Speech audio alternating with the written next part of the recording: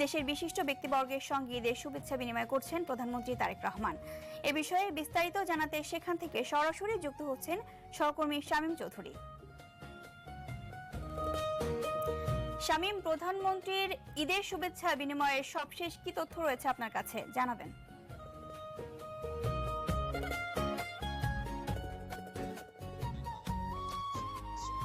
ইভা, শুরুতেই যেটি বলতে চাই, আরটিভির সকল দর্শক এবং শুভানুধ্যায়ীদের পবিত্র ঈদ উল ফিতরের শুভেচ্ছা, ঈদ মোবারক।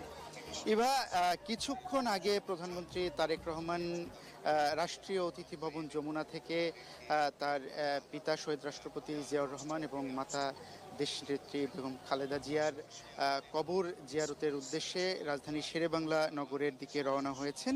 এর আগে তিনি এই রাষ্ট্রীয় অতিথি ভবন যমুনায় তিনি দেশের বিশিষ্ট ব্যক্তিবর্গ, সামাজিক সাংস্কৃতিক সংগঠনের নেতৃবৃন্দ, বিভিন্ন রাজনৈতিক দলের নেতৃবৃন্দ সহ বিভিন্ন শ্রেণী পেশার মানুষের সঙ্গে তিনি এখানে শুভেচ্ছা বিনিময় করেছেন। ইভা, দীর্ঘ প্রায় 1.5 যুগ পর প্রধানমন্ত্রী তারেক রহমান দেশে ঈদ করছেন, সে কারণে এখানে যারা শুভেচ্ছা জানাতে এসেছিলেন তাদের মধ্যে আমরা কিন্তু বাঁধ ভাঙা একটা উচ্ছ্বাস দেখেছি। দেশের বিশিষ্টজনদের সঙ্গে ঈদের শুভেচ্ছা বিনিময়ের আগে প্রধানমন্ত্রী তারেক রহমান বাংলাদেশে নিযুক্ত বিভিন্ন দেশের রাষ্ট্রদূতদের সাথে তিনি শুভেচ্ছা বিনিময় করেছেন। এর আগেই কিন্তু নির্ধারিত সময় অর্থাৎ সকাল 10টার সময় প্রধানমন্ত্রী তারেক রহমান এই রাষ্ট্রীয় অতিথি ভবন যমুনায় এসেছেন এবং যমুনায় এসে শুরুতেই বিদেশি কূটনীতিকদের সঙ্গে তিনি শুভেচ্ছা বিনিময় করেছেন।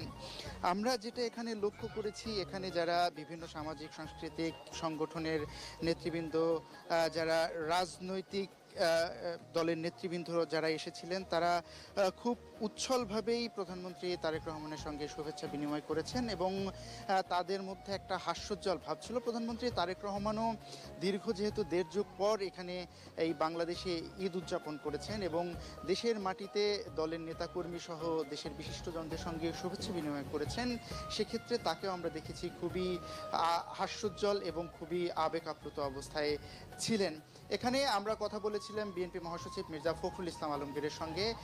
তিনি বলেছেন যে তার দলীয় প্রধান এবং প্রধানমন্ত্রী তারেক রহমান দেশের মাটিতে ঈদ উদযাপন করতে পেরে তার মধ্যে একটা আনন্দ ছিল, তার মধ্যে একটা উচ্ছ্বাস ছিল। সেই বিষয়টি তিনি দলীয় নেতাকর্মীদের সঙ্গে এর আগে ভাগে ভাগ করেছেন এবং তিনি আরও একটা কথা বলেছেন। এই মুহূর্তে তিনি প্রয়াত বিএনপি চেয়ারপারসন এবং 3বার প্রধানমন্ত্রী বেগম খালেদা জিয়াকে স্মরণ করেছেন।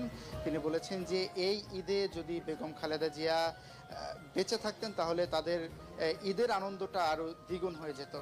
তো ইভা, এই মুহূর্তে প্রধানমন্ত্রী তারেক রহমান রাজধানী শেরেবাংলা নগরে গিয়েছেন তার পিতা শহীদ রাষ্ট্রপতি জিয়াউর রহমান এবং মাতা বেগম খালেদা জিয়ার কবর জিয়ারতের মাধ্যমে।